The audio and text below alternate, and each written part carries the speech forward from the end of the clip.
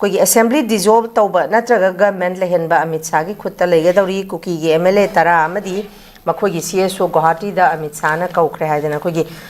सिदा ना हुयन पाउदा मोदी अमसुंग शाह ना जनवरी 19 अमसुंग फेब्रुआरी 13 असम दा लाकदौरी अमित शाह ना गुवाहाटी दा लेरिंगाइदा मणिपुर की कुकी एमएलए तरा गा उनगदौरी हाइदना वजा थमलगली मसी सु औजिक लेरिबा मणिपुर की प्रिवेलिंग सिचुएशन सिगी येंगलुरकांदा वजा कुगी असेंबली कुगी सस्पेंडेड एनिमेशन थमदना प्रेसिडेंट रूल लेरिसी फेब्रुआरी तांग 12 सिदा चही म पुरा फागदौरबनी मसीगी ममांगदा कुगी पॉपुलर गवर्नमेंट अमा लिंग लिंगदबगी मतंग सिदा अखोय यांग कन्ना हौजिकसी अमना महाई तौरी इवन चीफ मिनिस्टर बुक्सीना ओइबे यादे या सिना ओइबे यारे हाइदना कन्ना ngangnari सिगी चैरकसिदा कोई गुवाहाटी दा जनवरी की तांग 19 अमसुंग फेब्रुआरी तांग 13 दा कोई नरेंद्र मोदी अमदी अमित शाह लाकपसिगी मतंग दा कोई कुकी जोगी एमएलए तरासी अदुदनतना सिविल सोसाइटी ऑर्गेनाइजेशन सिंग कौदन उनगनी हाइरी मसिगी मतंग सिदा जमा खोइना उनबगी मतंग जी याम तोइना उनग्रे कोई मिटेगी सिंगसु याम तोइना उइनै मखोगी सु दुम याम तोइना उनै उनरगसु चपचाबा हजिक मियामना पामलिबा मखोगी माइकैदगिसु मखोगी यूनियन टेरिटरी नत्रगा सेपरेट एडमिनिस्ट्रेशन की डिमांड खोगी सोमदगिसु लैबा खोगी प्रिवेलिंग सिचुएशन सिगी सॉल्यूशन अमा पुरकपा नत अदुदा नतना खोगी गवर्नमेंट अमा फॉर्मेशन तौबगी मतंग से दुमक सारगसु चपचाबा सॉल्यूशन दिसु पुरकतबा दुबो हंदकी लाकदोरिबा जनवरी की 19 अमसुंग फेब्रुआरी 13 कुकी एमएलए तरा कौरीबा अदुदा नतना मखोगी कुकी की सिविल सोसाइटी ऑर्गेनाइजेशन कौरीसे ओजा मसी करी कमाई येंग बयाय ओजागी मोता सानगदोरिबा वारी से करी मतंग द ओगनी हाबगी चिंगनाबा थाजबा लई ओजा कमाई तवे तंग तंबी इस विंडो टेलीविजन की अयुक की न्यूज़ एनालिसिस में तावे पुनः इको मनो खुरंजरी नहीं नरे इसी कोई रे लेंगा अमा सेम मणिपुर की पॉपुलर गवर्नमेंट अमा लिंगबगी मतंग द अहान बद द गवर्नमेंट सु होजिकति सुम माय एक्सपीरियंस थेंगा कान मोद सुम लूब से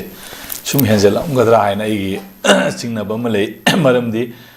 लेरिबा मणिपुर की लेरिबा core issue ma'am सिंगसे Hana Moina ngасai baklauna political issue gumba kaigumba khara oibra na swaibe yengubagumba leiba aduga manipur gi leba chronic issue mai core issue si kai no ji understand tawdabagi area ka su government of india gi mai keno sing sida state ki keno sing sida leibra haibagi ai singnaba speculation khara lei ko aduna piasi moina han bada sum khoi popular government si thamjelle thammaga sum moi khutche pairaga sum sana so yarakta badagi pochi pia lautho ure lautho matung da di hanjelak pasi da di am luba tanzam am deeper step am kumdha gare bo maram di hojik lai riba situation sidai da government ama hala ena khalasi government ama hala iba government asina within this short period sidai da sahi amagi manung sida bjp gi lai riba sida mangri trust deficit mayam sing siri ko to bangam gadra then or adadagi same drena khalasi same dragana kayam sangna masigi trust deficit simoina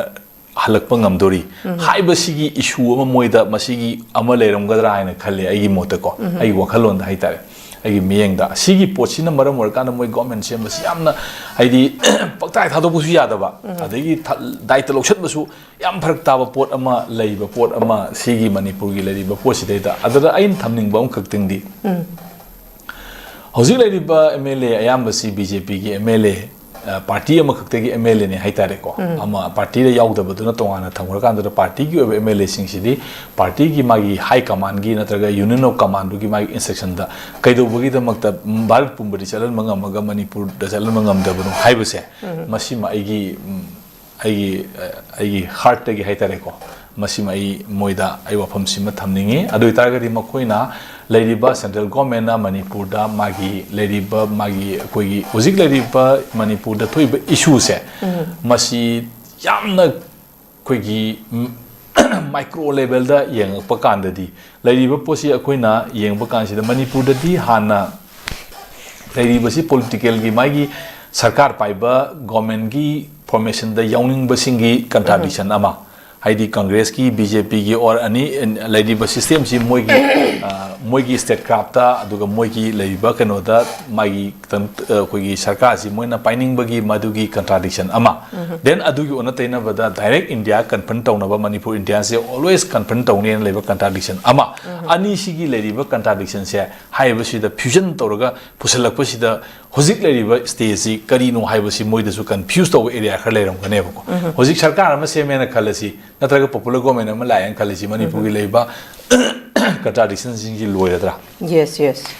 hayo myam singa se si dei da moisu jingjal lura kan si da yam aruba deeper si da aruba ma lerak pa si da moisu si atai atopa India gi state da leiba contradiction ga Manipur da leiba mai conflict si ga ani si gi leiba mai paradigm si am khenaram bai tare moni yeng bukan si da aduna masidi yamna kuppa luba pot am leibani na hekta pak eta tarai tai na to ka da ba mande aduga Lady Sida government ama semaga natraga popular government ama halakpa taragadi hairiba government aduna Lady Telaba 13 February next kit or 27 13 February buki manung sida mogi Lady Ba Center da India pumba mokoina mokoigi keno makada chatle na moi wakhanda khanjari ba BJP gi Lady Ba keno se masigi posi halakpa ngamgadra haibasi gi moida chingna ba masoidan lerani sima yes then adigi then karigumba hairiba si tawdre Tawdra tagi piasi kiam sanga thamduri sei manga thamduri ba taru thamduri bra election ji tawbang amduri bra election tawbang amdra democratic principle am contradiction tawre awi ta gadi akoina citizenship ne je republic ding asi ni haire si ko India gi republic de singa si ni haire self rule tawbu singa si ni haire ngasi aiba numi 1952 ngasi sidagi lautho kan constitution tenere self rule ore republic ore citizen ore hairi ne ba adu citizenship gi right to karmaina magi democratic principle sing aduna guarantee tawbang ami bra haibi question ama thola ne ba adu tagadi lady baposi gi contradiction si adum masi kayang mi jatagi do no haiba pot ama lady ba India gi center gi lady ba lusing ba mayam sing kai da su masi lady ba international law gi kari gi intervene torok pa ya ba issue lady leidana ko mayam lady si mayam sing khan ba do mo awa bo eram ngane na ai khale maram aduna hojik lady ba situation asidadi Manipur gi lady ba hanagi phibam se masi kaihendana as it is satha naga lady ba conflict mayam sing ase magi adu ada kuki maitai adu ada haibana tabada BJP ne na haiba party du gi strength da magi union of command da madu punna na koi je party ama kaktagi ni natraga noi sida yaro hagana party ji to ama tawro haibana singba kaido bo moigi oiba forship keno ma change ba ko madu tawdraga di hairiba pose mayam na ngangnari ba Manipur gi leriba situation se central government na design tawga semani haiba potche madu da soidan satkine ba ko aduna maram kanda hosi leba Manipur gi leba BJP gi leba MLA mayam sing kai sing mayam sing ase moigi party gi my union of command high command adu daida fully and trust tawraga madu thajaba thamagan du daida madugi potugi makhada madui commandi makhadu daida madugi instruction du daida Manipur gi leba film si government se halaknaba madu hona bana moi hona ngane su khali akoina hena pami ba popular government ma lehen ba akoina pami sidagi hena idi MLA sing kine pamangane khale madi they are directly modi adu involved to doing ne ko akoi di sum akoi gi mute amna lenga I kholi adu ada haibu gi wani adu ko mukoi di directly madu moi lambi myam kholam ngani chen ba mi sauna ba Narendra Modi ang taroi bi da moi tawrong ngane ko tawdaga di moi su lakadai ba magi political future da kaya mong charoi da myam leibuni na moi hona rongani aduna hona ri ba sing gi mathakta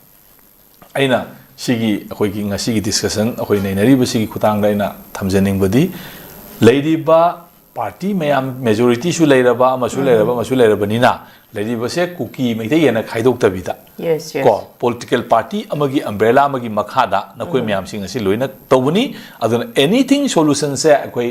matam gi porak na ba party line honagani haiba madugi thaja budu thamakan madu nadam masida party na haiba sida noina yaugera ada akoi gi decision ni si re haiba concrete oiba party gi decision na malawra matung da thabak se madugi thabak to oithok na ba aidi silan ningi hena I sumaina ai thamsagi okay thank you very much